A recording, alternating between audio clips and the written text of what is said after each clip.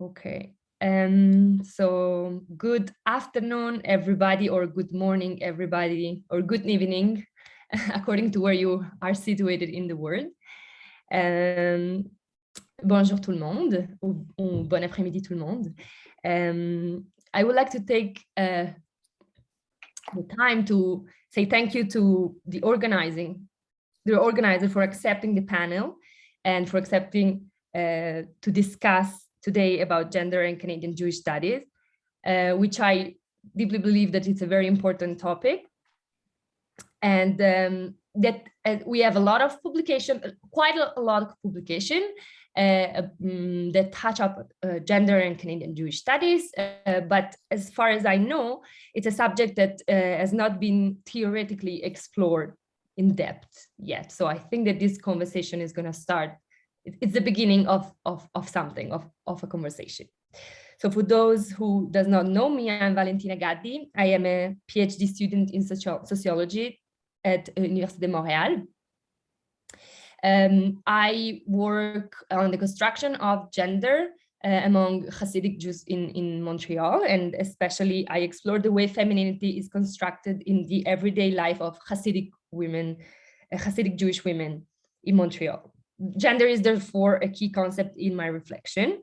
And I actually did last year during the Canadian Jewish Studies conference, a presentation about gender and Canadian Jewish studies, where we are at. So we could say that this conversation started last year, but it was more a conversation with myself and with the public. But this year, I wanted to open up and to have actually experts in the field and professors that are more established than me, and then they have experience. And I would like to hear from them what are their expertise, what are they working on, and what is their stake regarding gender and Canadian Jewish studies. That's why I invited Professor Deidre Butler, and Letourneau, and Jessica Roda, that I would like to publicly thank for accepting of being here today and engaging in this conversation with us. So before to talk a little bit more about how we're going to function today, I would like to take the time to shortly introduce them, because it's going to be a round table. So we're going to talk one after the other. So I'll do the introduction now. Deidre Butler is director of the Zelikovic Center for Jewish Studies and an associate professor specializing in Jewish studies in the religion program at Carleton University.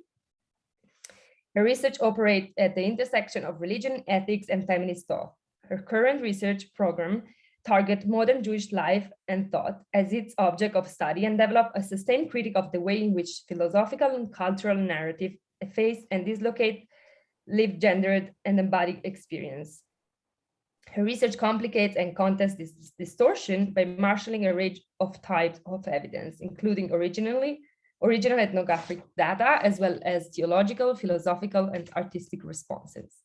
Her current research project, in collaboration with Professor Bettina Appel-Kuzmarov, is an interdisciplinary ethnographic project that investigates the phenomenon of Jewish religious divorce in Canada, and especially the problem of get abuse. La professeure Anne Letourneau est professeure adjointe à l'Institut d'études religieuses de l'Université de Montréal et spécialiste de l'exégèse de la Bible hébraïque. Elle détient un doctorat en sciences des religions avec concentration en études féministes. Obtenu à l'Université de Québec à Montréal. Dans ses recherches et son enseignement, elle s'intéresse aux significations religieuses, littéraires et historiques des textes bibliques, ainsi qu'à l'histoire de leurs effets, notamment sur les femmes et sur d'autres groupes marginalisés. Elle est co-responsable du chantier de recherche Religion, féminisme et genre du réseau québécois en études féministes, le RECEF. Jessica Roda is an anthropologist and ethnomusicologist currently serving as an assistant professor of Jewish civilization in the Walsh School of Foreign Service at Georgetown University. Her research interests include performing arts, religion, gender, international politics, and transnationalism. More recently, Dr. Roda began an ethnography of ultra-Orthodox Jewish life in Montreal and New York City, including both the normative and the underground scenes.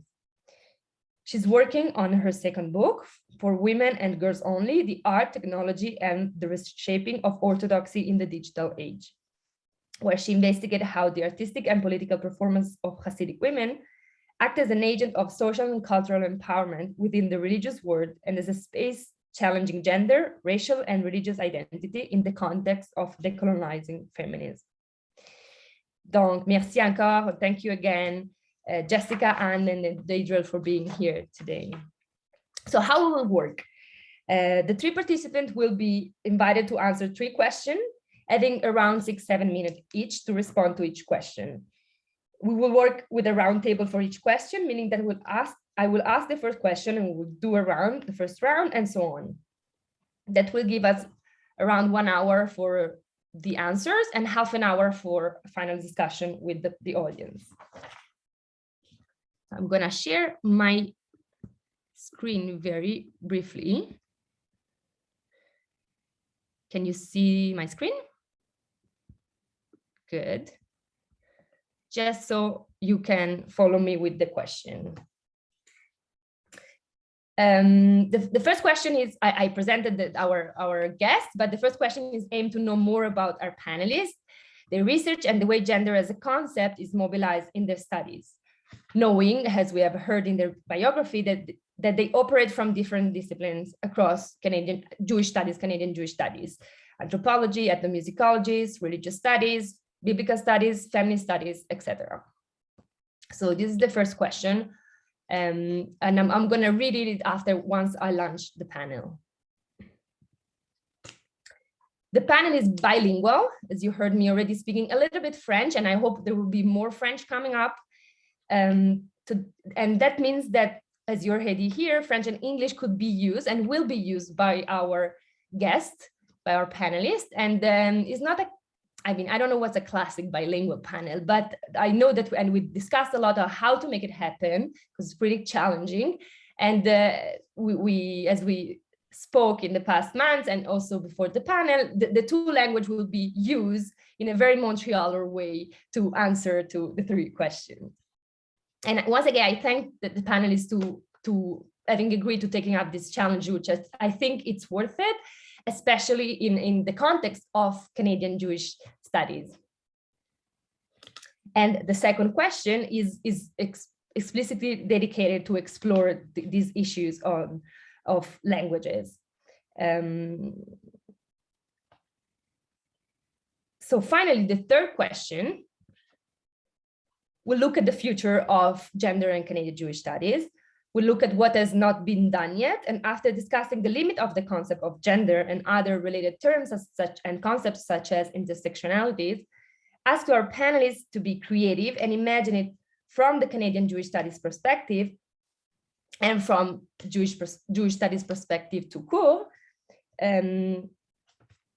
if and how we can develop a conceptual vocabulary, both theoretically and political, which will be better suited to describe the specificity of the Jewish experience, the Canadian Jewish experience. So I think I spoke enough. I'm just gonna read the first question out loud, and then I will leave the floor to our panelists to start. Donc la première question, starting from your research, explain whether and how the concept of gender constitute a relevant analytical tool in your work about Canadian Jewish studies. At one point in your project, did this become apparent? Theoretical design of the project, during fieldwork, during the analysis? What are the issues that this concept allows to address? How? Please refer precisely to the theories, concept, or authors that you have found relevant to mobilize in your research. So I stop to share my screen. And I will leave the floor to Deidre. Professor Butler. Merci de m'avoir accueilli aujourd'hui. Thank you, Valentina, and to the organizers of this conference for your tremendous work and for welcoming me today. Although this meeting is taking place online, some of us are in Ottawa, and I would like to begin by acknowledging that land on which I gather is the traditional and unceded territory of the Algonquin Nation. For the last 5 years, I've been working with my colleague Bettina Appel-Kuzmarov on a SSHRC-funded project on Jewish divorce in Canada. And to begin to answer your question about the place of gender as an analytical category in our project, I'd like to begin with an overview of the gendered structure of Jewish divorce. Notre projet ethnographique examine comment les Canadiens vivent réellement le processus de divorce juif. Là où seuls les hommes ont le pouvoir d'accorder des divorces, les femmes ne peuvent pas obtenir leur propre divorce religieux. Si leur mari ne leur accorde pas de divorce, elles deviennent agonotes, des femmes enchaînées, qui portent les conséquences de cet échec. La structure inégalitaire du divorce juif est ce qui rend possible ce qu'on appelle l'abus du get.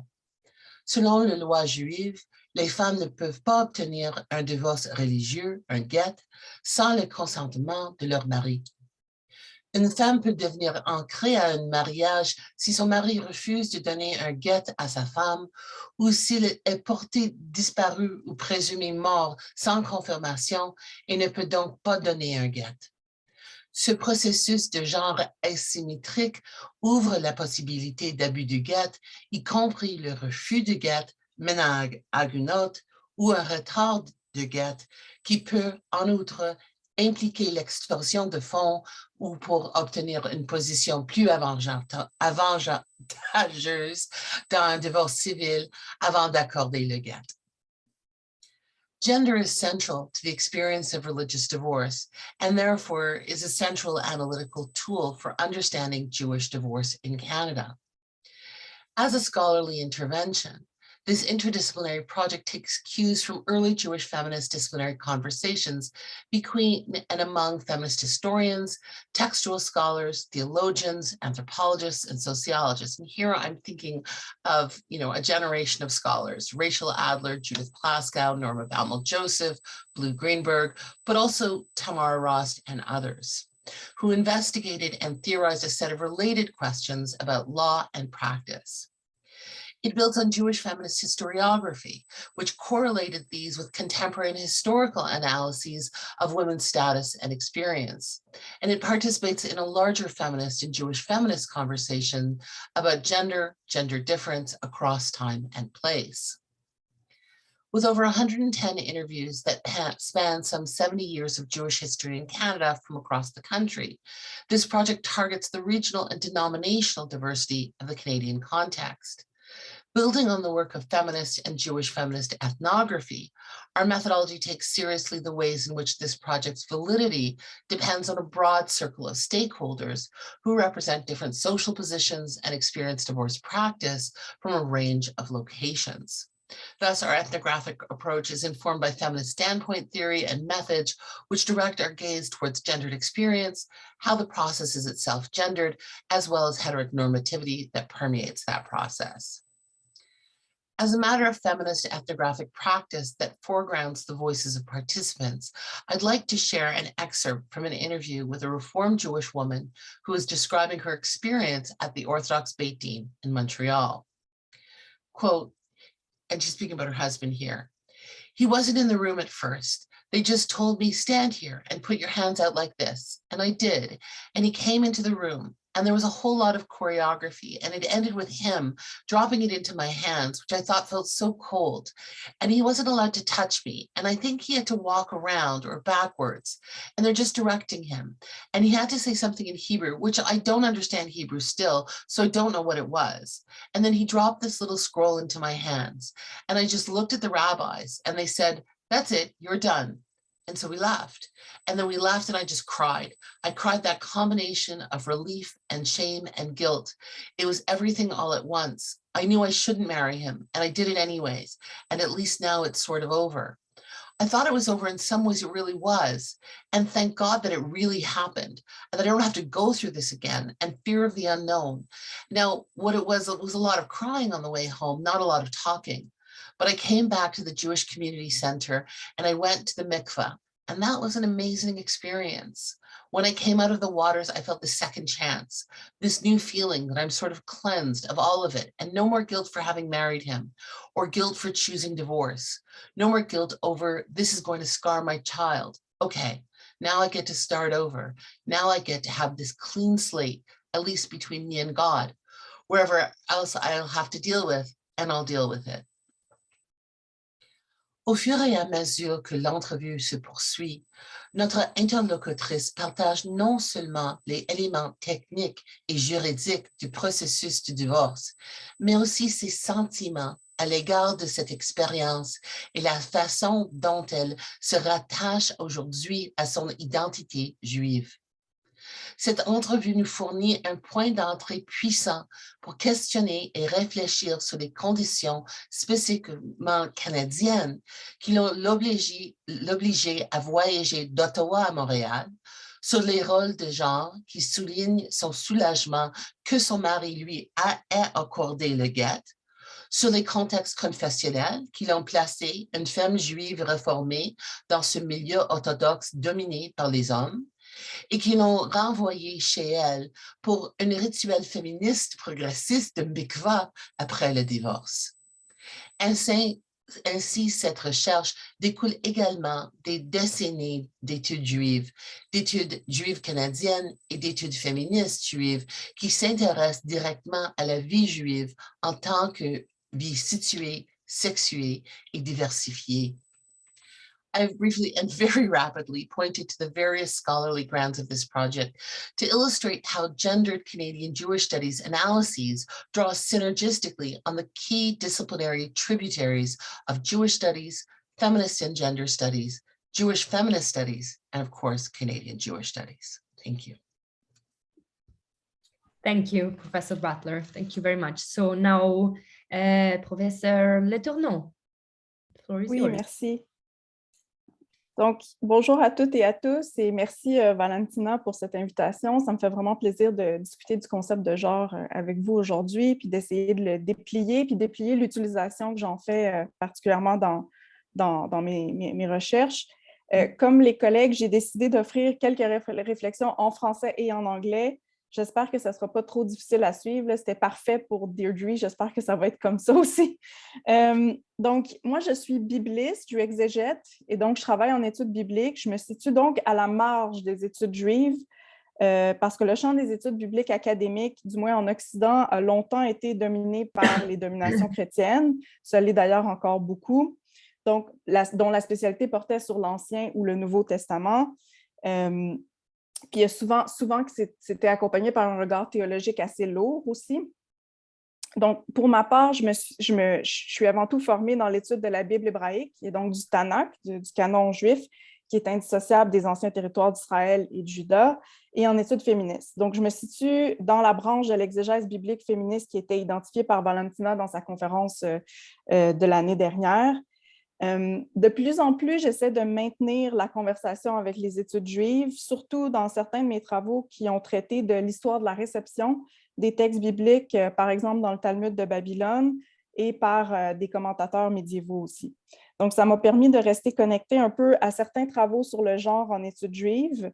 Et je dois aussi mentionner que je travaille à l'Université de Montréal, à l'Institut d'études juives, et je peux compter sur la collaboration puis le travail exceptionnel de ma collègue, la professeure Guadalupe González-Dieguez, qui est notamment spécialiste d'études juives médiévales et qui a elle-même travaillé sur des questions de genre beaucoup, notamment la poétesse judéo-andalouse Kasmouna bin Ismail al-Yahoudi au XIIe siècle, mais aussi sur la perception changeante, là, je n'ai pas de mot en français pour le traduire, du face muffler qui était porté par les hommes en Afrique du Nord au Moyen Âge, et donc à des enjeux de masculinité aussi. Donc, pour ma part, dans mes recherches, j'utilise un ou plusieurs concepts de genre depuis vraiment très longtemps, depuis le début de mes études graduées, dans le fond, à la maîtrise ou au doctorat à l'Université du Québec à Montréal, en sciences des religions avec concentration en études féministes. Et au début de ces études-là, j'étais très influencée par une orientation forte à l'UQAM, qui était celle du féminisme radical matérialiste français, très, très forte. Donc, au lieu du concept de genre, au départ, je n'utilisais pas le concept de genre, en fait. J'utilisais surtout le concept de rapport sociaux de sexe, comme l'utilisent Christine Delphi, Colette Guillaumin, Nicole-Claude Mathieu, sous l'influence de certaines professeurs qui étaient plus dans ce courant-là féministe. Ma posture a changé avec les années. Dans le cadre de ma thèse qui portait sur les femmes étrangères dans la Bible hébraïque, j'ai essayé de réconcilier certains éléments du féminisme radical matérialiste avec des théories féministes plus postmodernes, même si les bagages conceptuels sont assez différents puis il y a des articulations un peu difficiles à faire, mais en particulier la théorie de la performativité du genre de Judith Butler, je ne suis pas très originale ici, mais aussi des aspects de la réflexion de Joan Scott et de Teresa de Lauretis, notamment l'idée de technology of gender que j'ai essayé d'appliquer à la Bible hébraïque comme une technologie du genre en soi. J'ai aussi beaucoup utilisé l'idée du genre comme sérialité avec deux enracinements principaux, les travaux de la philosophe Iris Marion Young, mais aussi les travaux de Martine Delvaux, qui est professeure en littérature à l'UQAM, professeure féministe, qui a écrit un livre qui s'appelle « Les filles en série ». Et j'ai utilisé ça pour penser le genre comme une série aussi. Et là, je change en anglais. So I made a kind of feminist theoretical patchwork with also a strong rooting in queer studies and theories and post-colonial studies, especially what has been done in biblical studies in that area.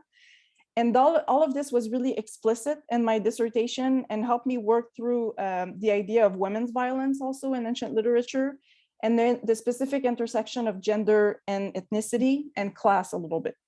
So today's conversation for me is a good opportunity to think through the slight or more obvious bifurcation in my use of gender as an analytical tool towards embodiment and material culture. And I've been reading a lot of dress theory also recently, and some intersection also with animal studies that I will talk about in a minute. So my postdoctoral research focused on feminine beauty in the Hebrew Bible and ancient Levant. So I looked into how norms and ideals affect biblical characters and how their genders are constructed, including aristocratic construction of gender for the royal house of David, for example. I did some work on Bathsheba and the second book of Samuel, chapter 11, and how the motif of beauty brings her to be focalized in a sexual way, putting her on display with the bath and the suggested nudity, and making her vulnerable to sexual violence. Some of my research has also focused on the rape of Tamar in 2 Samuel chapter 13, and the reception of this narrative in the Babylonian Talmud, Sanhedrin 21a, particularly how she's depicted as having some kind of unfit femininity, some problematic femininity from the perspective of the rabbis. There's one element, especially where her pubic hair castrates or rapists in the Talmud, the Babylonian Talmud, and that kind of plays into the way her gender is constructed and as being problematic, and also the fact that she's presented as the daughter of a captive woman who has not converted yet, so she's also presented as a non-Jewish character. And also since she's presented as hairy, she's also presented in proximity with demons in a certain way. We can delve into that. So I was really interested into working on that issue. And it was also an opportunity to learn more on Talmudic femininities, because I'm more aware of how genders can be constructed in the Bible and the Hebrew Bible, but Babylonian Talmud is kind of far away from my comfort zone. I could count on the help of my colleague to work through this also. And it was also an opportunity to encounter the really important work of Julia Watts-Belser that I really, really like, who works on feminist and queer theory and rabbinics, but also disability studies. So in the last 2 years, my research has dealt mostly with gender, dress, and violence in the Hebrew Bible. With a little research team, we have worked on different pericopes, looking at how material culture, especially items of dress, jewelry, clothes, are encoded in ancient literature and contribute to shape bodies, genders, and the circulation of violence. So how touch and manipulation and genders and gender items of clothing and kind of encloses or pockets trauma and violence and memories. So we did some work on the Daughters of Zion in Isaiah 3, but also on the alleged prohibition against cross-dressing in Deuteronomy 22, verse 5. So I'm still using gender, like Butlerian gender performativity in these works, but also more recent work on material culture, gender violence and memory, especially the fabulous book by Laura Levitt, The Objects That Remain, which I really, really loved. And finally, I did some work on pieces at the intersection of gender and animal studies on the Song of Songs and Proverbs. So I looked into how intimacy of human beings with non-human animals also contribute to construction of gender in biblical literature. And then in the last few years, I've started to use theoretical elements from Donna Haraway and also Sarah Ahmed on queer feminology, especially. And more recently, to go back to the notions of some of the elements of the theory of Deleuze and Guattari on the notion of agencement or assemblage, how it can be used to think the connections between human and non-human animals, as well as with objects, and how it contributes to the construction of gender or affect non-limited to the human bodies. So this is still a very new area for me, but it does contribute to my changing understanding of gender and this. Yes. Voilà. Merci, merci Anne. Je me suis aperçue que mon micro était ouvert et que j'ai tousse beaucoup. C'était excellent, merci beaucoup. Déjà, ça met la table pour beaucoup de conversations. Jessica, Professor Roda. Yes, thank you so much. Merci beaucoup, Valentina, pour cette invitation à venir discuter et échanger autour de ces questions de genre en études juives canadiennes. Donc, tout d'abord, je voulais vous dire un petit peu où est-ce que je me situe par rapport aux études juives et ensuite, plus particulièrement, aux études juives canadiennes. Donc, je suis anthropologue et ethnomusicologue, donc en quelque sorte à la marge aussi de l'anthropologie, puisque c'est vrai qu'en anthropologie, lorsqu'on travaille sur des sujets juifs ou avec des communautés juives, on est souvent considéré à la marge, et en études juives aussi, puisqu'il est vrai que les anthropologues, peut-être plus que les sociologues, sont à la marge et sont souvent, rarement au cœur des conversations. Le deuxième élément par rapport aux études juives canadiennes, je me situe dans un travail très transnational, puisque mon terrain de recherche, à la fois dans mon doctorat, puis dans mon travail postdoctoral, où j'ai travaillé sur les communautés séfarades en France et au Québec, la localité était forcément très importante dans le cadre français, dans le cadre montréalais plus particulièrement, mais je me suis toujours beaucoup intéressée à la perspective translocale et même transnationale, donc d'essayer vraiment de comprendre le lien entre le local et le global. La question du genre dans mon travail, en fait, en tant qu'ethnomusicologue, s'est développée au fur et à mesure, ça a commencé en fait avec mon travail postdoctoral sur la performance de l'identité juive sur les festivals.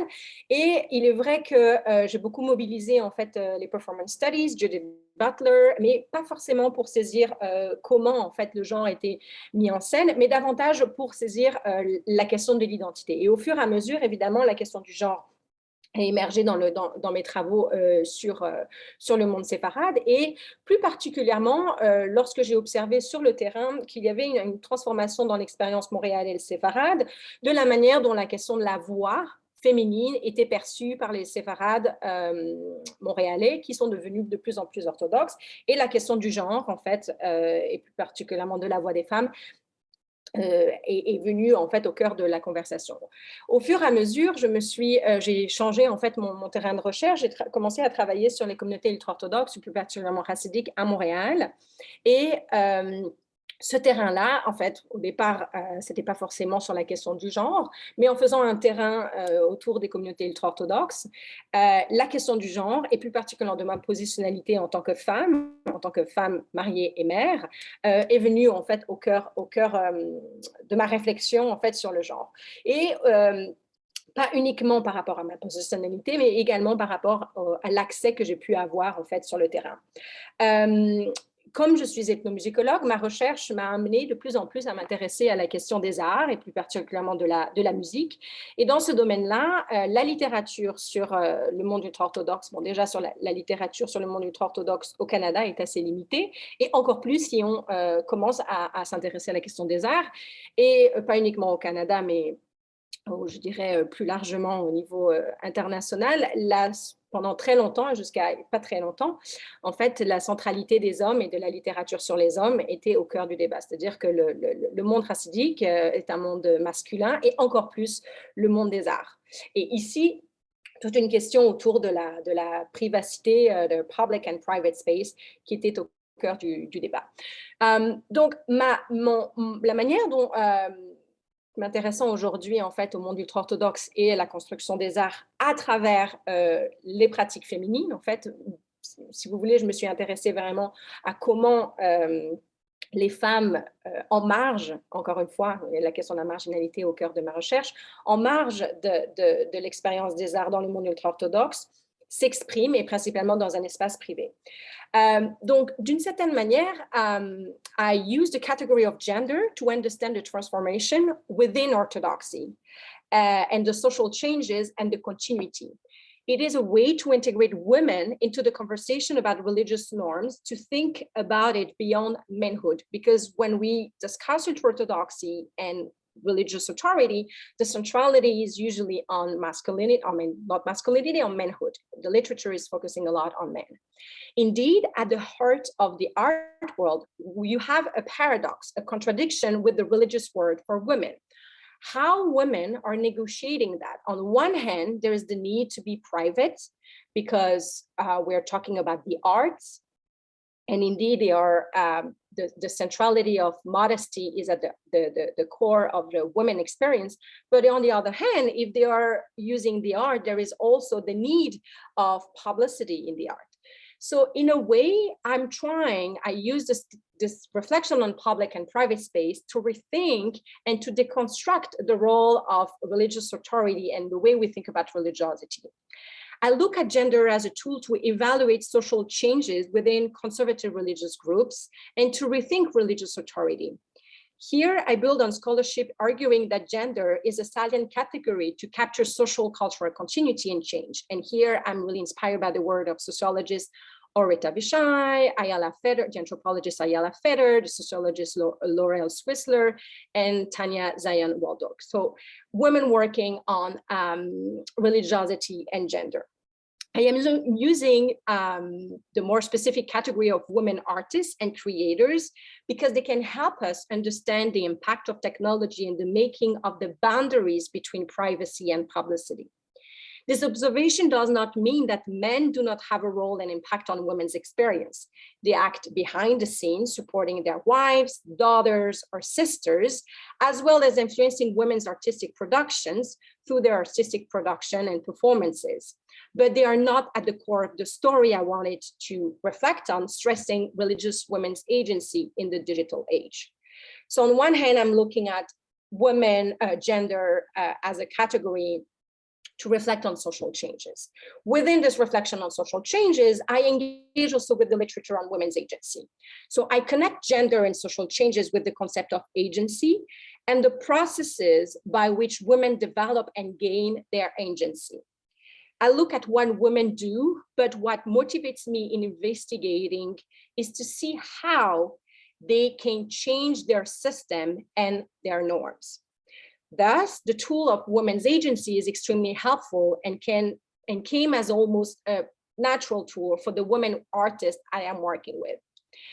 I am inspired by the canon of investigation of women's agency, and notably the work of Sabah Mahmoud and all that was published in 2006, and a lot of other anthropologists and also sociologists were really inspired by rethinking women's agency, religious women agency through the work of Sabah Mahmoud. These works have contributed significantly to challenging universalizing treatments of women's agency and decentering research about women and gender from feminism, offering multiple avenues to discuss and describe women's life, being, and experience. And here, I think the work of Sabah Mahmoud, this is about agency, and it also decenter and help us to think about women beyond this category of feminism and to reflect on the multiple ways to engage and to reflect on the experience of women more specifically. Nevertheless, this literature focuses essentially on women's positions as mothers, as daughters and wives, or on agency through their investment in religion, in religious knowledge, practices. And they are also concentrating on their private roles. So what I'm trying to do also by mobilizing this idea of women's agency is to reintegrate the discussion about how women can transform the way we think about private and publicity in or within conservative religious world. Because I'm working with women artists and they're constantly transforming or negotiating in a subversive way religious norms to be able to exist as artists. So, and I think this category of gender, and more specifically in my work, of course, women, I mean, we can talk about men because men are very important and they're already there when we think about, you know, ultra-orthodoxy and the arts. But by looking at women's experience, this is a unique way, I believe, to reflect on the way, especially today, the digital is reshaping the boundaries of religiosity in secularism in public and private and local and global. And really the specific experience of women and women artists in my case is a very useful category to expand and to rethink religious authority and social changes within you know, Jewish studies and even, you know, more broadly religious studies. Yeah. Merci Jessica. Thank you, the three of you. Je pense que ça nous donne déjà un aperçu de comment ce sujet est dense et à quel point il y a on parle d'un sujet, mais il y en a plusieurs qui sont sortis, des sujets, des thématiques, la question que Jessica vient de mentionner, le privé et les politiques, la question du changement, les différents concepts qu'on peut développer à partir d'un travail sur le genre. Par exemple, Anne, tu as mentionné embodiment, material culture, les différentes perspectives aussi qu'on peut utiliser. Travailler sur les genres, c'est pas pareil pour tout le monde. Ça dépend les auteurs qu'on mobilise et vous en avez nommé, toutes les trois, vous en avez nommé beaucoup. Donc, ça nous aide vraiment d'avoir cette vue d'ensemble pour continuer notre conversation. Donc, notre prochain et deuxième question, je vais la lire en français, mais à l'écran, il y a la traduction en anglais. Donc, on rentre plus dans la conversation de la question linguistique et aussi de la question, je dirais, géographique. Donc, la spécificité du Canada en étant situé à la frontière avec les États-Unis. Vous l'avez déjà mentionné en faisant référence à des auteurs qui sont en français, mais aussi, et j'aurais envie de dire surtout en anglais. Et Jessica, tu as mentionné l'absence, par exemple, d'études spécifiques sur les femmes chassidiques à Redim. Je n'aime pas utiliser les mots ultra-orthodoxes. Et c'est en fait ce que j'essaie de pointer un peu avec ma thèse. Il n'y a rien qui a été écrit à ce jour sur la question. Donc, la deuxième question, en quatrième page des couvertures du livre The Canadian Jewish Studies Reader de 2004, on lit qu'il faut désormais considérer les études juives canadiennes comme un champ d'études autonome, enfin affranchi de sa vieille sœur américaine. D'après vos recherches, est-ce que c'est le cas lors des études du genre aujourd'hui? Autrement dit, peut-on parler d'un sous-domaine d'études de genre au sein des études juives canadiennes?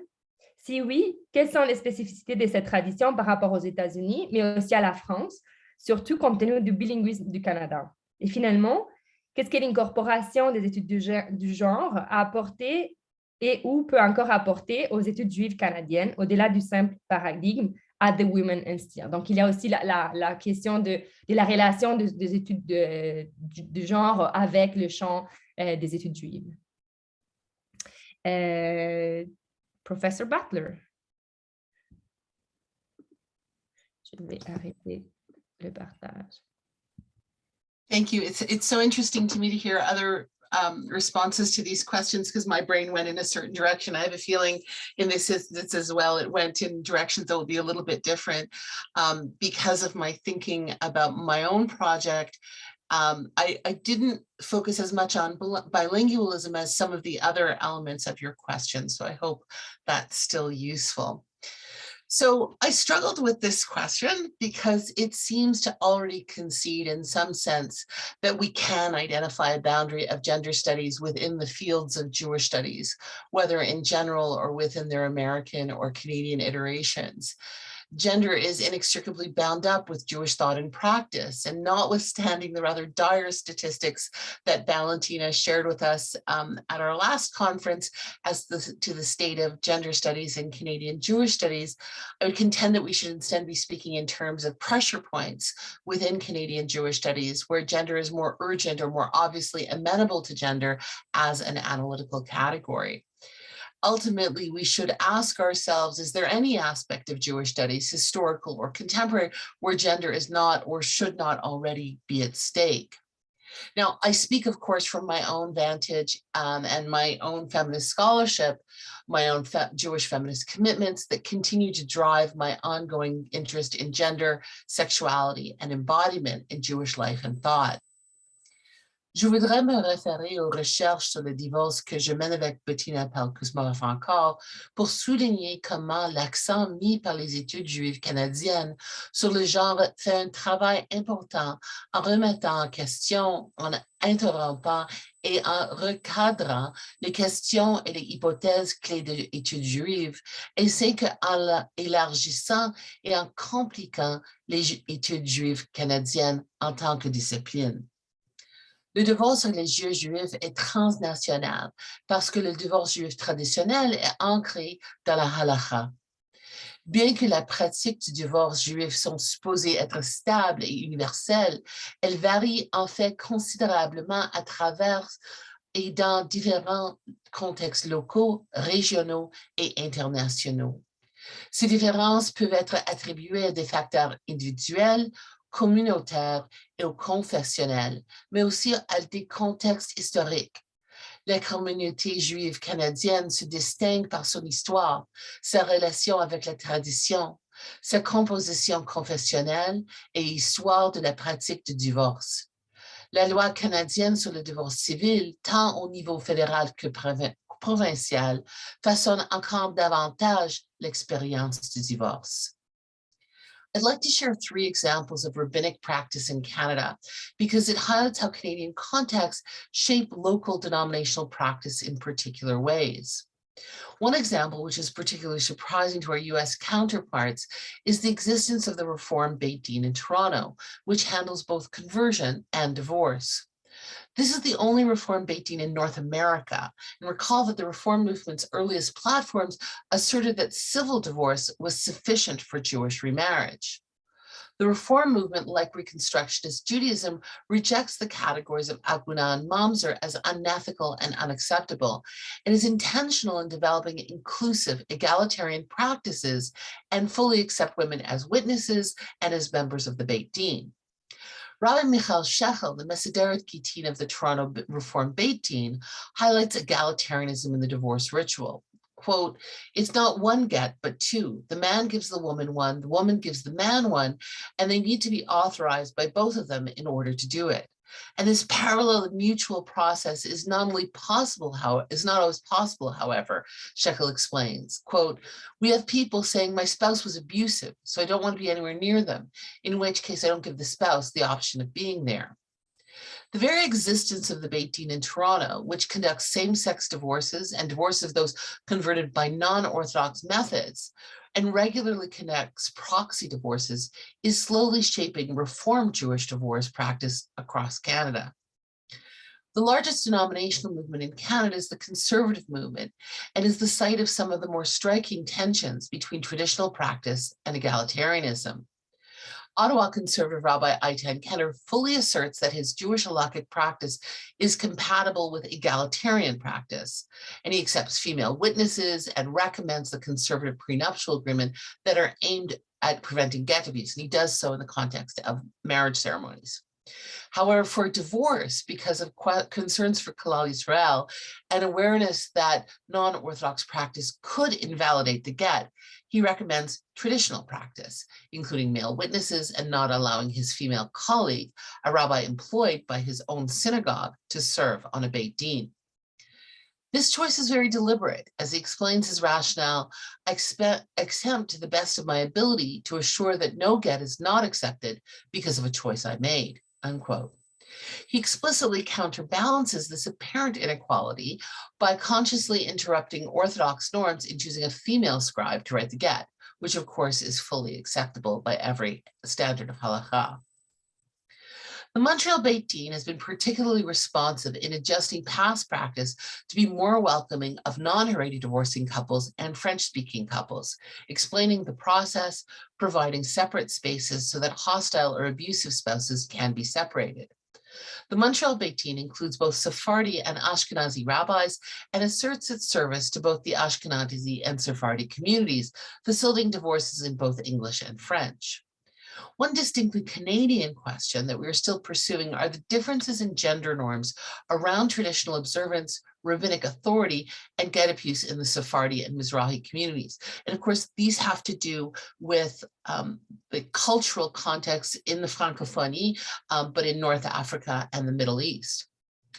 While there are trivial differences in the Sephardi and Ashkenazi halakha of divorce practice, early research suggests there appears to be important cultural differences that affect how Sephardi women engage the Beit Din and how they view rabbis and their relationship to those rabbis, and how husbands respond to the Beit Din's direction. We need to speak to more Sephardi and Mizrahi Jews, so please suggest them a way to access this community better if you possibly can. I'd appreciate it. Jewish divorce research has historically focused on the question of the aguna, the chained woman, but this research has never merely been a matter of adding women and stirring, but of thinking critically about how gender functions in Jewish law and praxis. Our interviews with lay women and men, as well as female and male rabbis, testify to the centrality of gender in Jewish life. Nous entendons comment les appels en faveur d'une pratique correcte dans l'intérêt de Kalal Yisrael sont en tension avec des engagements religieux et laïques envers l'égalitarisme qui pousse et tire sur la pratique canadienne. Bien que cette dynamique ne soit pas propre au Canada, elle est fortement façonnée par l'histoire du Canada juif, surtout en ce qui concerne ses formations confessionnelles, ethniques et linguistiques, combinées aux préférences canadiennes pour la pratique traditionnelle. Merci. Merci. Anne, professeur Letourneau. Oui, merci.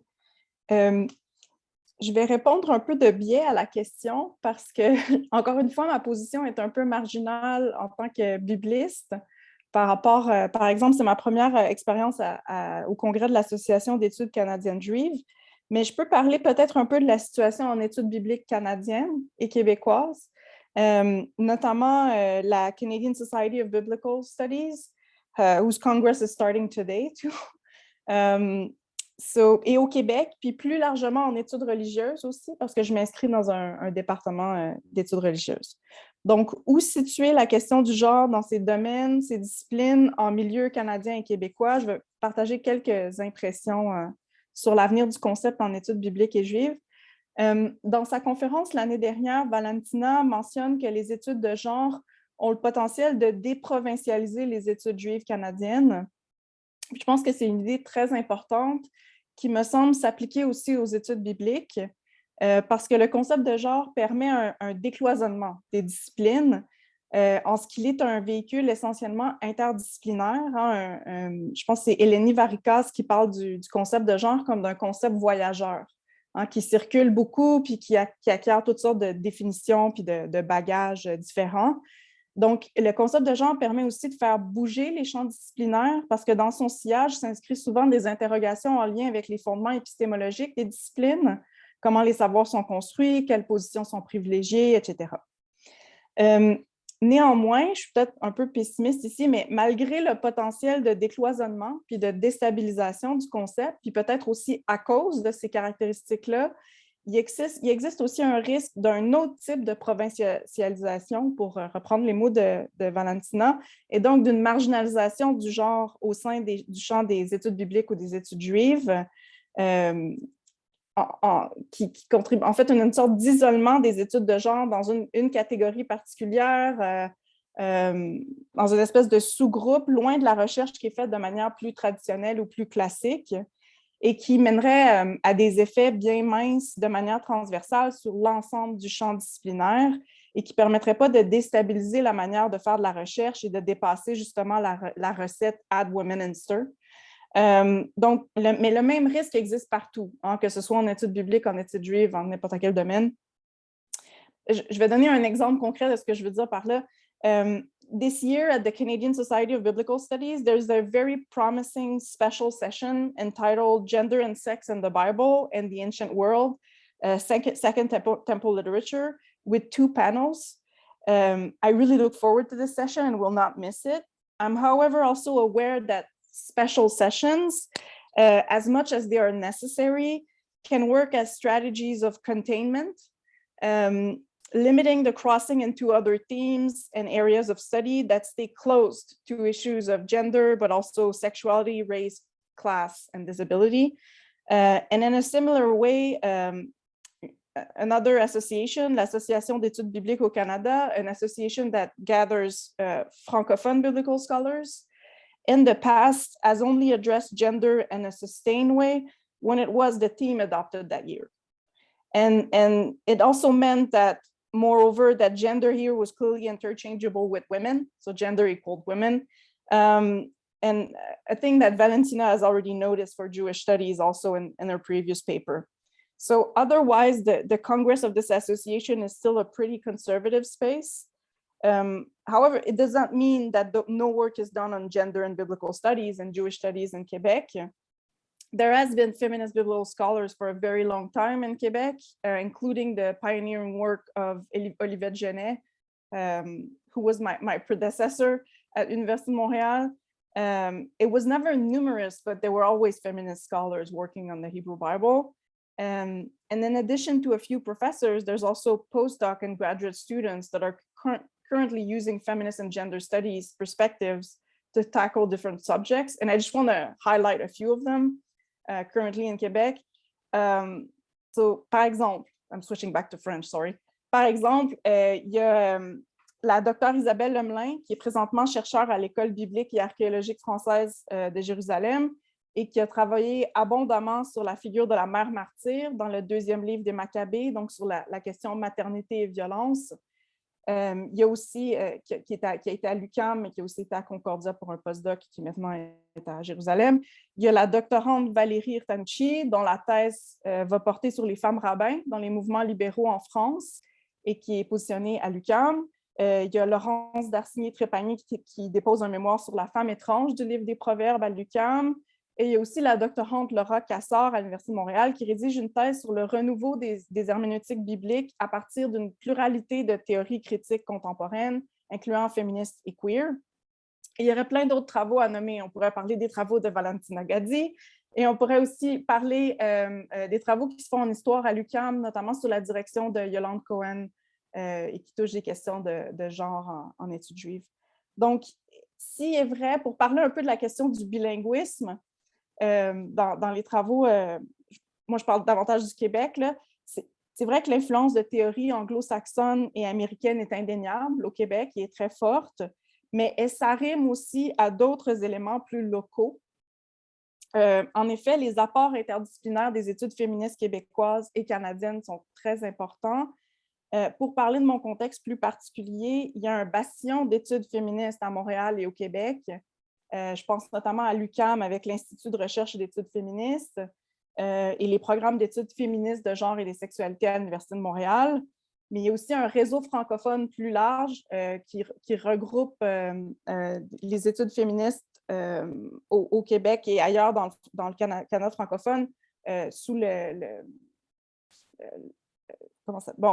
qui s'appelle le RECEF, hein, le Réseau québécois d'études féministes. Je veux mentionner aussi la maison d'édition Remue-Ménage, qui est super importante dans le paysage québécois féministe, et parce qu'il y a beaucoup d'ouvrages qui sont publiés à Remue-Ménage qui influencent le type de travaux qu'on fait aussi en études juives, en études bibliques, en études religieuses.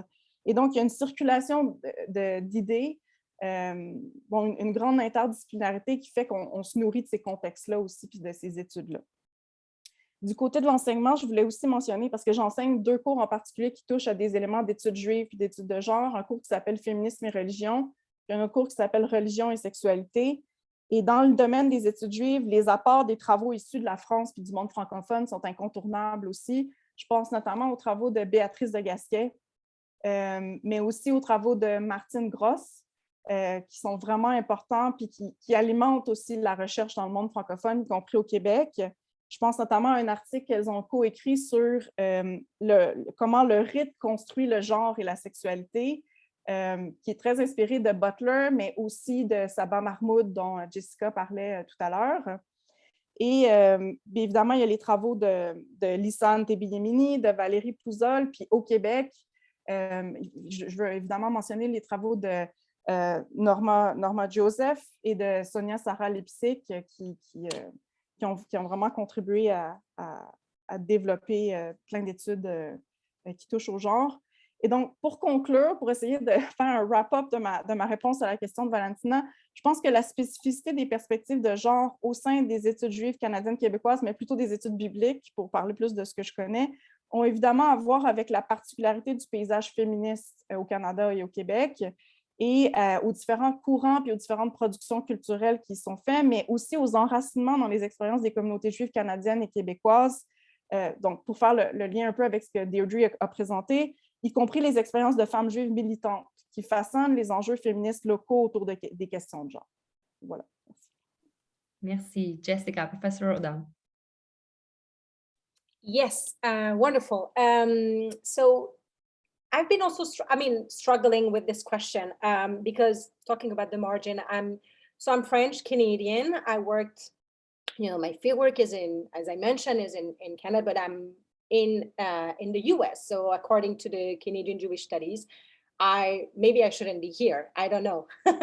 This is the big question, because I'm not affiliated with any, my institution is in the US, and I've always been navigating between French literature, English literature, Quebec literature, and American literature, of course.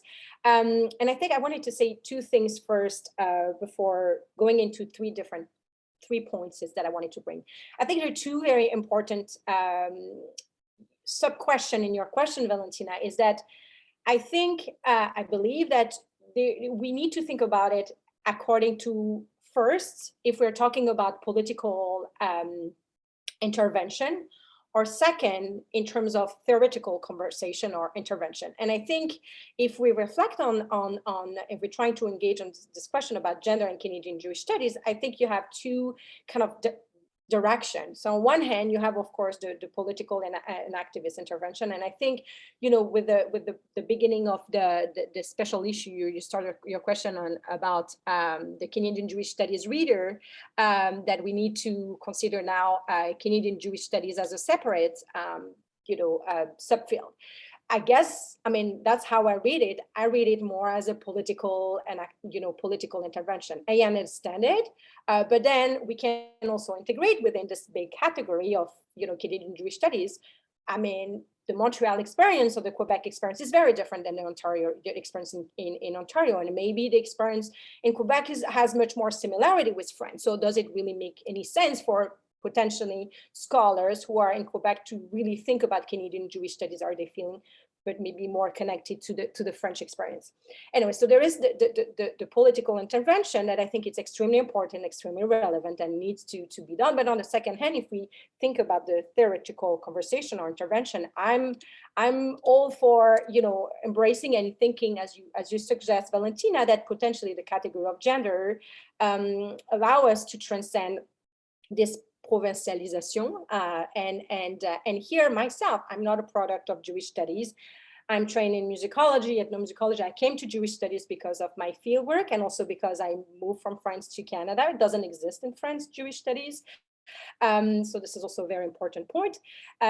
So I understand the desire of this political desire to think about it as a specificity, but on the other hand, I think that theoretically it could be counterproductive.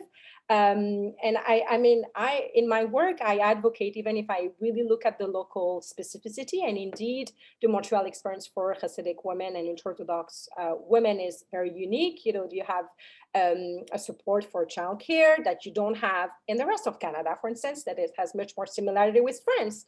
And it's also very different than in New York. So the local is very important, but in my work, I talk about the local and also the transnational. I argue, and this is what I'm doing now with my work, that, Haredi world or Orthodoxy has to also be integrated and thought as a transnational phenomenon, and also to rethink about it as a diaspora, and how, women and men are able to reinforce their sense of belonging to Orthodoxy, not only thanks to the local, but to the global. The second point that I wanted to mention is that I also believe that we need to expand Jewish studies beyond and here to have conversation with others,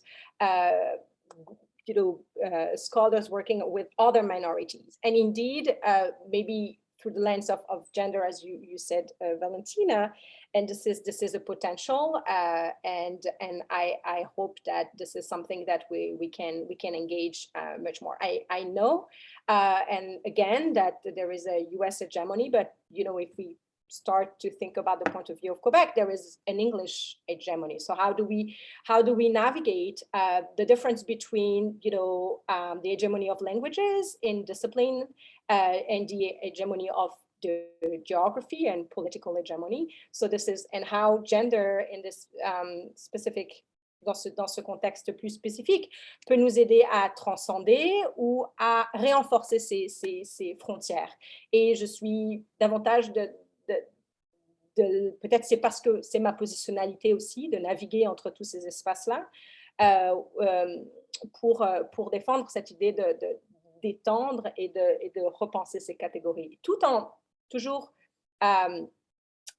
prenant comme tu l'as dit, Anne, l'importance du local, surtout dans les questions d'activisme et de political intervention, mais et ça veut dire que ça, c'est très important, mais aussi si on veut être dans une forme de théorisation, et je pense que ça manque beaucoup en études juives aussi, je pense qu'on a besoin de transcender. Alors, c'est comme des cercles qu'on peut faire bouger et interagir à différents niveaux, dépendamment de l'intervention que l'on veut faire.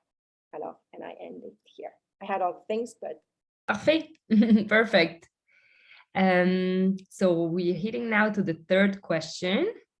I'm going to share my screen, and I'm going to ask the panelists to keep it to 5 minutes if you can, just because I would like to have at least 15 minutes, moins 15 minutes pour les questions. Je sais qu'on run late, but now we run late on being late.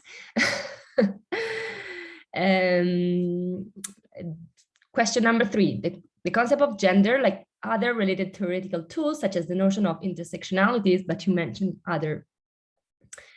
others like femininity, masculinity, arises in specific contexts of feminist activism where sometimes Jewishness is implicit. Thinking of Betty Friedan, Judith Butler, or others, and sometimes largely marginal, as in the case of intersectionalities. How do you think this concept can travel and be applied to study the heterogeneous experience of Jews? Are this concept and theories transposable to cours, or do limits appear while talking about Jews and Jewishness? Is there ultimately the need to develop a conceptual vocabulary, both theoretical and politically, which would be better suited to describe the specificity of the Jewish experience, the Canadian Jewish experience? You already, I think, answered to some of these questions, but let's go. Professor Butler. Thank you. And thankfully, mine should be exactly 5 minutes if I'm lucky. So this is another question that I struggled with, which is always a sign of a good question. Do we need new conceptual vocabularies? And the only way I can answer this question is to consider the ways in which scholarly disciplines advance theoretically and methodologically. Feminist thought and gender theory have always progressed and become more incisive and nuanced because of the contributions of new interlocutors, of scholars and activists who are often marginal or excluded, who recognize the promise of these projects while also challenging and redefining their limits. Now, we've come a long way from the heteronormative, essentialist, and ethnocentric accounts of gender that marked the earliest waves of feminist activism, and it's clear that there's still work to do. That work is necessarily reflexive, and so for Bettina and myself, we also see each of our own disciplines, religious studies and law and legal studies, how they're theoretically and methodologically oriented towards questioning the intellectual history of our disciplines, as well as the categories and definitions that proceed from that history. Studying Jews and Judaism in both their heterogeneity and their alterity invites a reconsideration of our conceptual frameworks as precisely, do these concepts travel or do they break down against the Jewish test? Importantly, I think there is a Jewish test. In theory and method courses, I teach Jewish counterexamples to explore with my students how the othering of Jews and Judaism are a particularly effective crucible for ethnocentric morphologies and religious studies. And similarly, in religion and gender courses, I teach about how Jewish lesbians have contributed to more nuanced conceptualizations of queerness and intersectionality, how Sephardi and Mizrahi feminists challenge Ashkenormativity and narratives of Jewish whiteness, how masculinity studies expose how the Jewish masculine ideal of the Torah warrior works with and against anti-Semitic tropes of the Jew as effeminate. Each of these concepts have traveled, but they've also been transformed. Masculinity has become an important conceptual category in our project on Canadian Jewish divorce. Hegemonic masculinity and male privilege require careful theorization in Jewish divorce processes where husbands have unilateral power to deliver a get and where male authority is bound up with religious legal knowledge and expertise that women and non-Orthodox men often lack. Et bien que cette expérience d'aliénation soit indéniablement liée au genre, la dimension supplémentaire de la dynamique du pouvoir autour de l'expertise et de l'autorité juridique s'applique également aux profanes qui subissent à ce processus. Comme un homme l'a expliqué dans notre recherche, même s'il connaissait bien le monde orthodoxe et connaissait suffisamment la loi pour penser qu'il savait ce qui allait se passer, il a très rapidement perdu tout sens de l'action ou de l'appartenance, même dans la mesure où il ne sait pas comment sa femme a consenti à accepter le divorce. Quote, "But it's not my world. I was in that world long enough to understand it, but by that time, I want to say it was foreign to me. I still don't know what my rabbi said to my ex-wife to have her consent, and I don't know what the arrangements he made with the Beit Din. My rabbi told me where to go. He told me where this house is. I know the street again because I grew up there. I knew the neighborhood, and I went to this little private house. I wasn't going into a courthouse. I wasn't going to an office. I was just going into a residence. So that even in itself felt very kind of strange because I expected something more formal. I was greeted. I sat down at a dining room table. I was asked by given names and dates. That was very formal. And then there was absolutely no attempt to explain anything to me. It was an invisible process that generated a piece of paper. Women regularly use the language of humiliation, alienation, and degradation to describe their experiences at the Beit Din as a male space. What is fascinating here is that while non-Orthodox men almost universally recognize their privilege as men in the divorce process, they also describe feelings of alienation and otherness, illustrating the interplay of hegemonic and subaltern masculinities. This is not a uniquely Jewish dynamic, but is one that, because of the diversity of Jewish masculinities at play, takes on Jewish valences that might be otherwise obscured. Mary Hawksworth argued in 2011 that feminist knowledge renders the politics of difference and the politics of knowledge intelligible and actionable. We began with a question about how well the concepts and tools of gender and feminist studies travel when applied in diverse Jewish contexts. I would argue that they've always traveled, and in doing so, they provide fuel for further travel and refinement. Merci pour votre attention. Thank you very much for being so precise. Professeur Letourneau. Oui, merci. J'ai trouvé que c'était une question très difficile, très riche, mais très difficile. Moi aussi, c'est une question énorme. Je vais essayer des éléments de réponse, mais je pense que je circule en dehors de la question, puis ça va être court pour moi aussi. Je vais tâcher de répondre à partir de ma posture en études bibliques, encore une fois. Pour ma part, dans mes recherches, je travaille plutôt avec les catégories israélites et judéens, judéennes. Donc, d'emblée, il faut que je le mentionne parce que c'est un peu différent. Mais le questionnement est tout aussi pertinent dans ce cas-ci. Je voulais peut-être commencer, parce que pour moi, ça me semble une nécessité de travailler aussi au-delà de la question du genre et de l'équivalence entre genre et femme, travailler des dimensions plus intersectionnelles aussi. Fait que je voulais peut-être commencer en parlant un peu du petit ouvrage de Cynthia Baker, Jew, dans la collection Keywords in Jewish Studies, que j'ai trouvé vraiment super intéressant. Et dans un de ses chapitres, elle parle de la nécessité de considérer le genre et d'autres dimensions identitaires dans la manière de penser la judéité, y compris pendant l'Antiquité. Et donc, elle présente différentes critiques de la manière de définir la catégorie juif-juive dans le monde universitaire. Et elle rappelle que la prise en compte des femmes libres et des esclaves hommes et femmes, des personnes asservies hommes et femmes, soit la majorité de la population, et donc des questions de genre et de classe, compliquent la manière de comprendre l'identité, qu'on appelle ça l'identité judéenne ou l'identité juive, notamment l'idée d'une progression d'un sens ethnique vers un sens religieux de la catégorie. Et en effet, il semblerait que l'identité ou l'ethnicité juive judéenne soit toujours pensée à partir des hommes libres, en fonction d'eux, des pères et des fils. Et pourtant, ce que Cynthia Baker montre bien, c'est que la transmission de l'ethnicité ne fonctionne absolument pas de la même manière pour les femmes et pour les esclaves pendant l'Antiquité. Et il y a une fluidité dont les chercheurs ne tiennent pas assez compte. Elle va notamment présenter l'exemple de Ruth, la Moabite, et des enjeux que sa possible conversion, y a-t-il conversion ou non dans le récit de Ruth, comment ça a été reçu dans l'histoire de la pensée juive. Et en fait, les catégories d'ethnicité, de religion, de conversion sont fondamentalement genrées.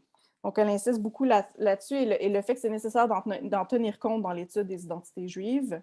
Et il me semble que cette réflexion de Baker-là connecte bien avec la question de Valentina.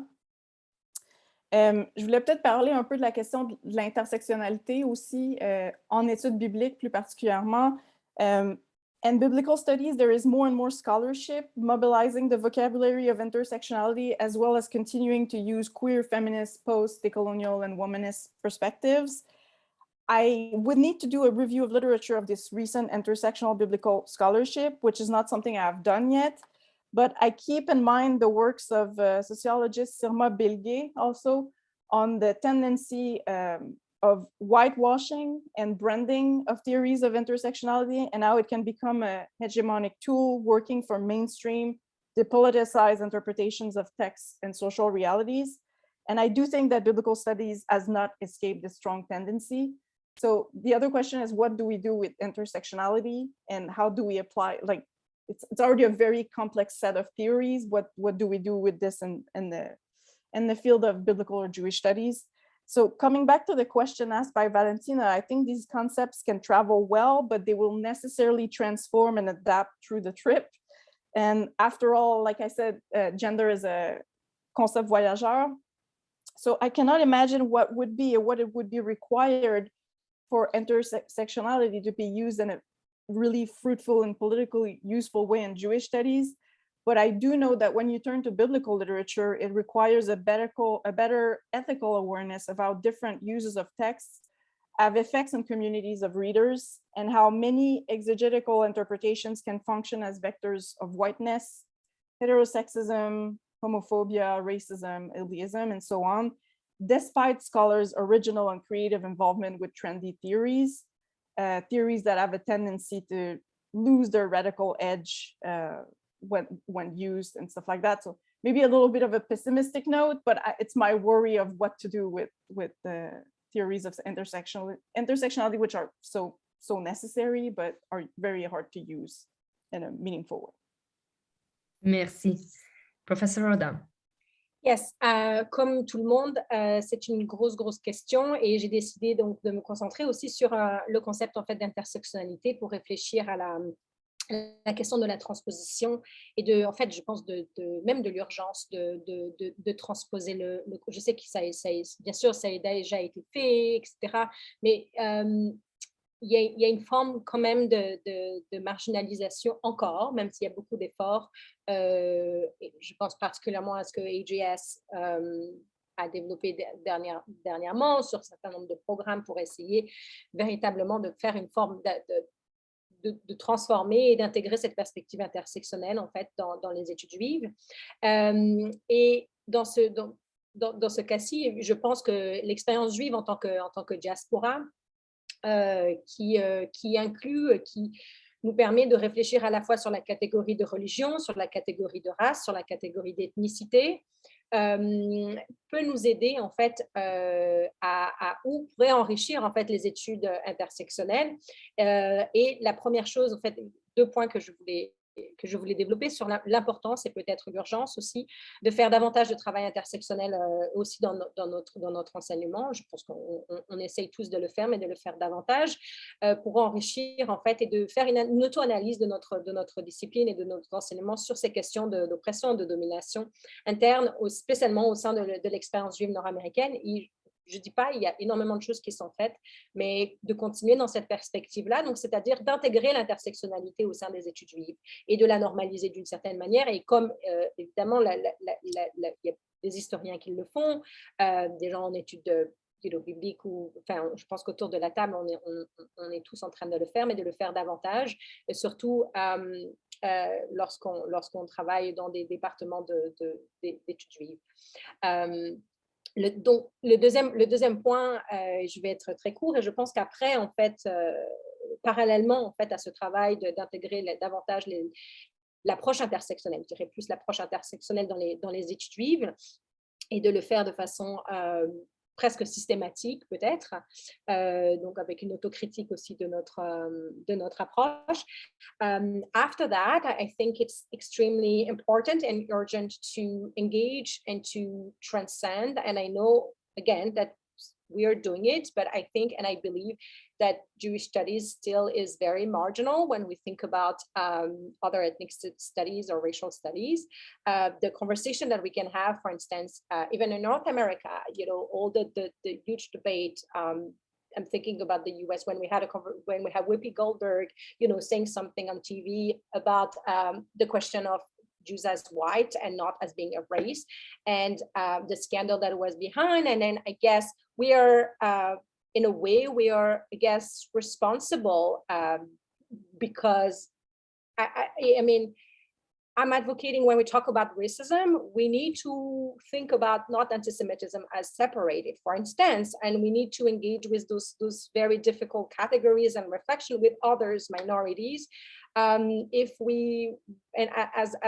instead of isolating ourselves. And potentially after doing this internal or parallel to do this internal work about intersectionality within Jewish studies, then try as much as we can to engage with others, with other minorities, and I'm not saying that this is not easy, but I think, for instance, what is going on in France, and you mentioned the work of Béatrice Legasquet, and I know that she's really also working to have on a table, for instance, if there is a panel about racism, that you can have, Jews, Muslim, people from the Black community, from the transgender, from, to really have a conversation when we talk about, and yesterday briefly I heard that it was about something about anti-Semitism.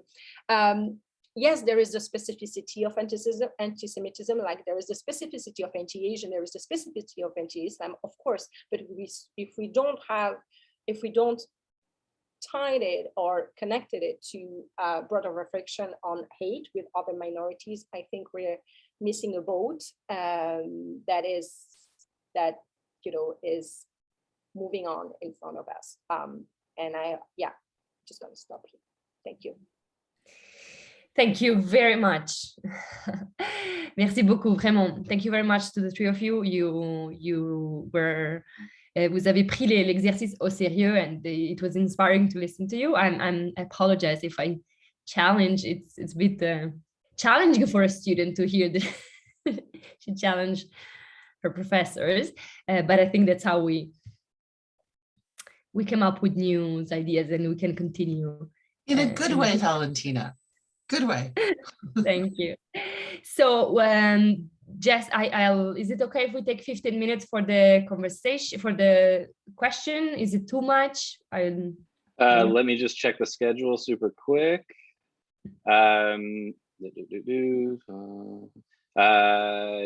Yes, 15 minutes will be good. Yeah, 10 to 15 minutes. Yeah, and then we'll see the question, but I close it at 12:30. Okay.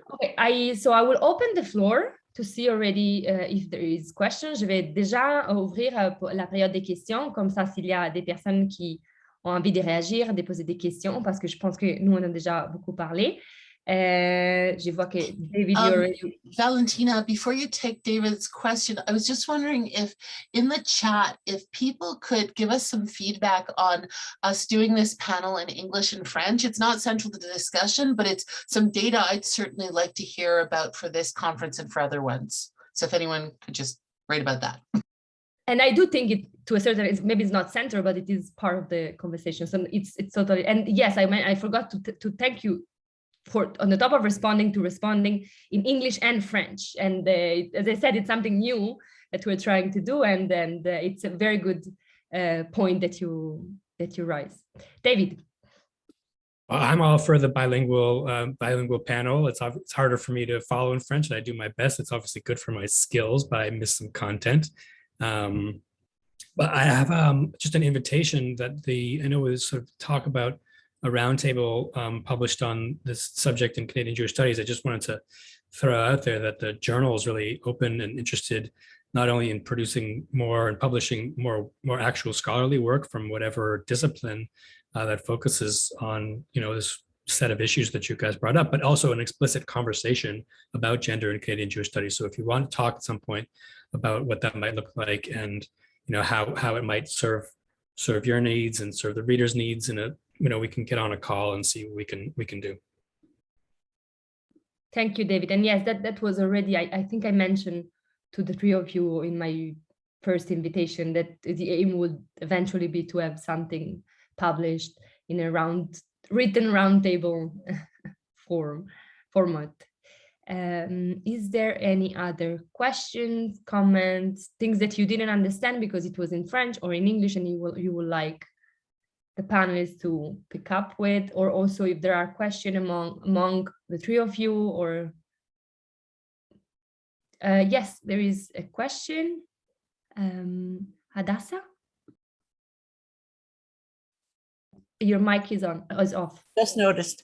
You ended with talking about hate, that we need to look at that more, and we're going to miss the situation or the bout if we don't do so. And that's across the board in gender studies and Jewish studies. I'm in Holocaust studies, and that is the hate of whatever aspect of our society is the boiling point all the time that surfaces into spewing of really language and behavior and violence. And so I'm with you.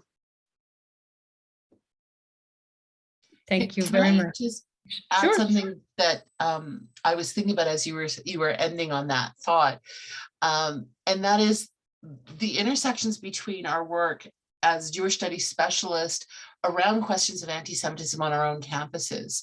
And I was thinking very much about this question of intersectionality in the context of EDI frameworks on campuses. And so how the work we do here can help, add a little bit more nuance to those EDI frameworks. And I hope that we're all kind of participating in those conversations at our own institutions. I know at mine, Jews and anti-Semitism weren't even in the EDI framework when it was first drafted. We barely got it in, and it really doesn't account for the complexity of these issues. I agree. Yeah, I was wondering,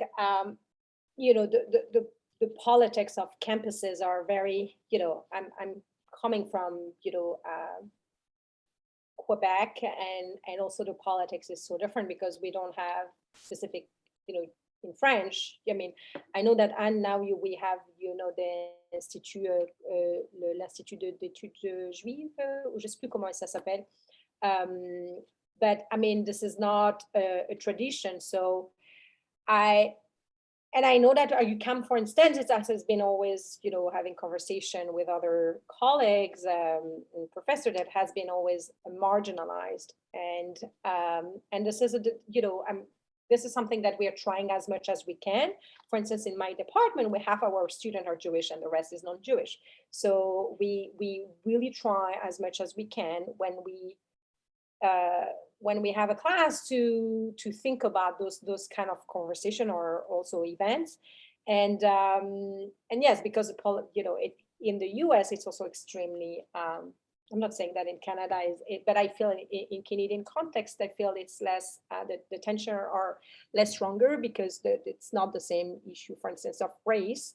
But I think in the Canadian context, maybe because of Quebec and the role of religion and you know, what was going on in the Quebec context, thinking about race as a, you know, the racialization of religion, that potentially here there is something that can be, you know, much more developed and you know, thinking about the specificity of the Canadian experience. And here I'm really thinking about a lot of people in France. I mean, a lot.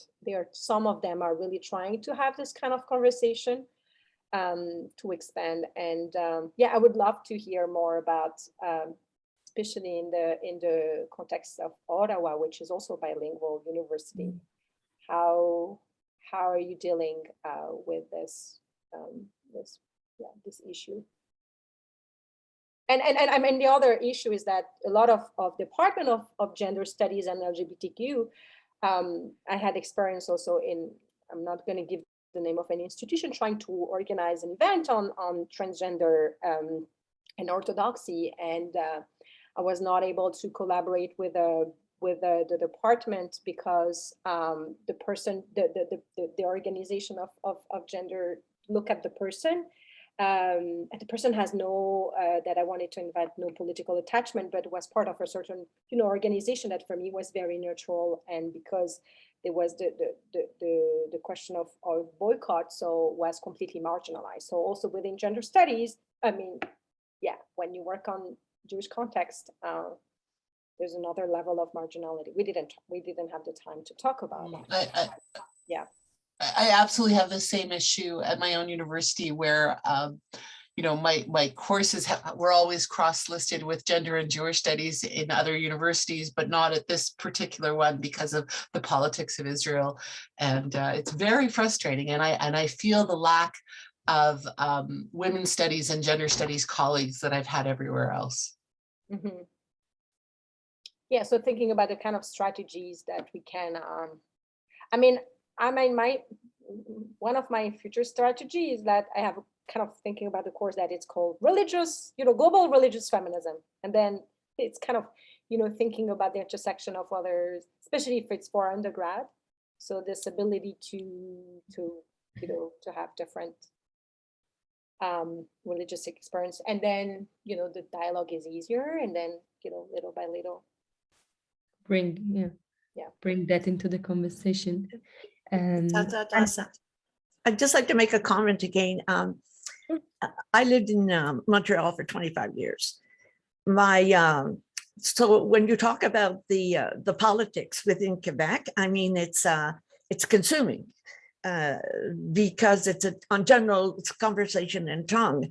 I engaged in that dispute in education. My children were educated in the French school system. And certainly there was confrontation, certainly there, I mean, and those, they're older now, but that was very much on the tongues of what was going on in the educational system at that time. Okay, and it's when you had said about that there's a long history in specifically in Montreal with the Jewish community, and it was a thriving place in the 1930s and 20s and 40s. So and there still is a strong community, but not so much. You know what really surprised me? Was it you, Jessica, that said that Jewish studies does not exist in French studies? Okay, still today. We don't have in France, we don't have ethnic studies, racial studies. We don't have, you know, African, I mean, it doesn't exist, area studies. It's not developed. So you have, you know, much more thematic. So you will have a center on migration, and then or center on religion, and then, but you don't have, you know, because all those departments are also kind of part of, you know, activism, and yeah, it's another discussion, but yeah, it doesn't exist. Okay. How does one get the youth to understand and find out the facts about what's going on in the world with all of these different cultures and religion in every aspect if it's not being taught? You do it through themes. Yeah, it's not directly named and framed as Jewish studies. And I was thinking the same thing in the French. I'm thinking about Université de Montréal or UQAM. And I don't know, I think something happened with the, and yeah, maybe some connection problem. And actually I wanted to ask her to comment if she wanted, because she definitely knows a lot about what's going on at Université de Montréal, for example. I know that there is the Institut d'études religieuses, but I didn't hear about, you were mentioning, Jessica, Institut d'études juives. Well, I mean, there is, and Miranda was here, there is the chair, but it's still located in a exactly in English, so it's definitely an issue, and that's why we created the Collectif Judaïté, because we wanted to have some kind of network that is in French and located in a Francophone university. But what I would have asked Anne, and I'll throw the question, and if she's coming back, maybe we'll have the time, is what she think about what you both, Deidre and Jessica, were mentioning about this kind of connecting with gender or gender and sexuality in institution, and because she's part of the RECEF, so she kind of have a very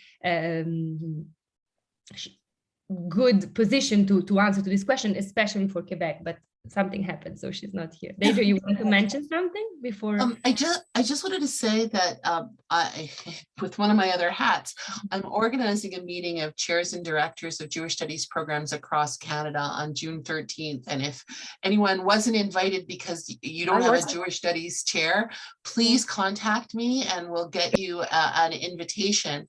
And we noticed this is that where there are gaps of a Jewish studies program, and how that has implications for the study of Canadian Jewish studies and how that interacts with gender studies, all that. So it's also something to be thinking about.